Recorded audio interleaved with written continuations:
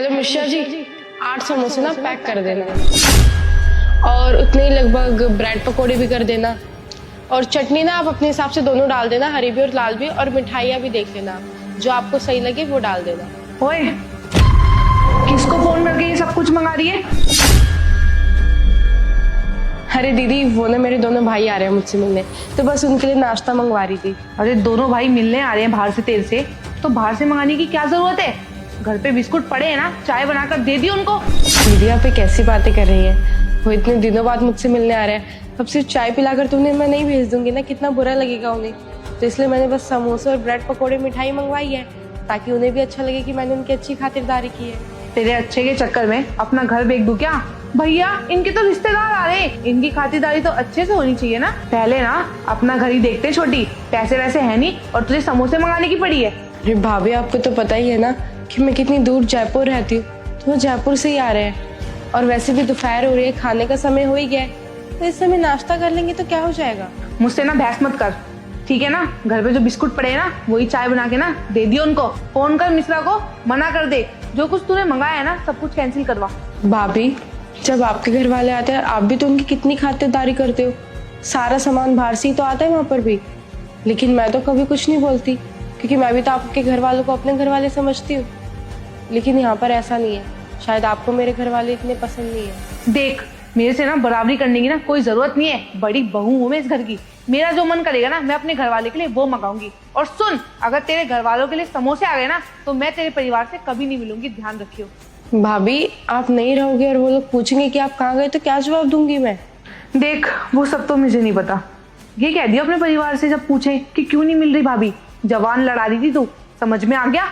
ताकि तेरे परिवार को पता चले कि तुझे कैसे संस्कार दिए। भाभी सुनिए तो,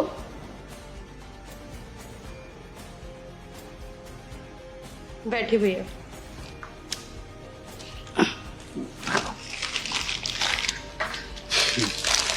और बताइए भैया, कैसे आप दोनों?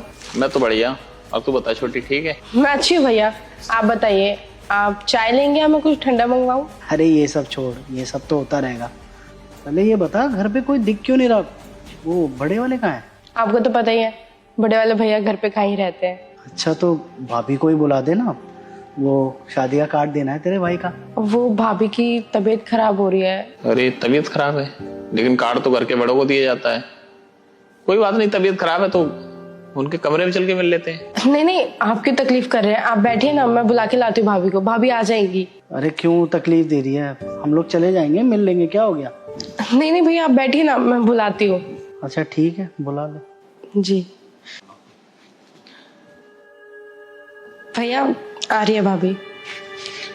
नमस्ते। जी नमस्ते। नमस्ते। मैंने सुना आपकी तबीयत खराब है, सब ठीक तो है ना? तबीयत खराब नहीं है मेरी, मेरा दिमाग खराब है, वो भी आपकी छोटी बहन की वजह से। क्या हो गया? कुछ गलती की है क्या इसने? अगर कोई इसने गलती की है तो आप मुझे बताइए, मैं समझाऊंगा इसको, और भैया भी समझाएंगे।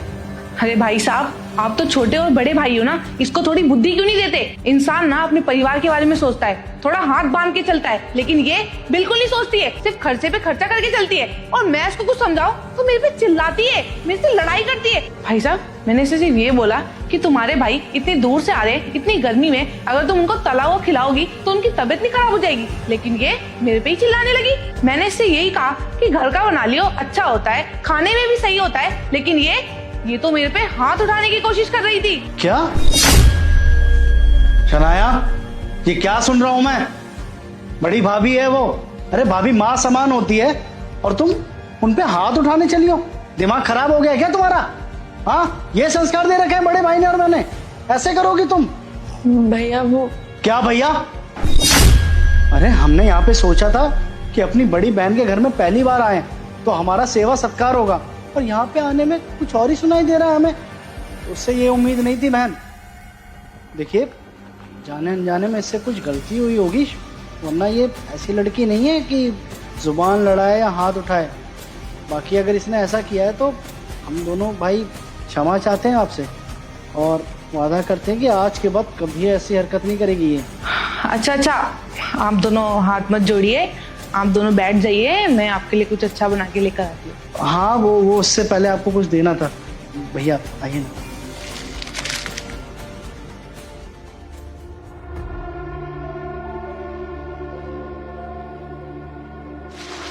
ये हमारे भाई की शादी का कार्ड है, आप सादर आमंत्रित है, सह परिवार पधारिएगा जरूर।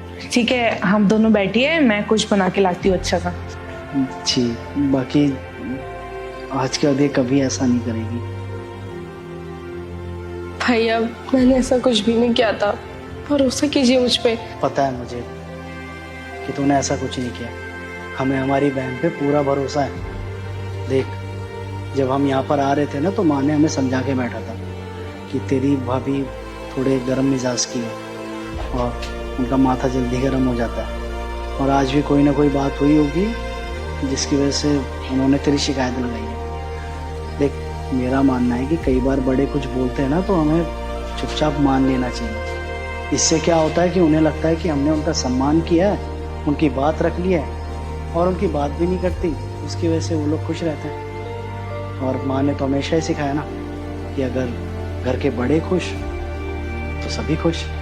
बस कुछ बोला करे ना तो जवाब मत दिया कर, समझ रही है? ठीक है भैया, समझ गई। थैंक यू सो मच फिर से समझाने के लिए। चल कोई बात नहीं, अब जा जल्दी से, हाथ बंटवा दे, हम बैठे हैं यहाँ। हाँ मैं जाती हूँ। बैठिए भैया, नोक झोंक है इनकी और कुछ नहीं।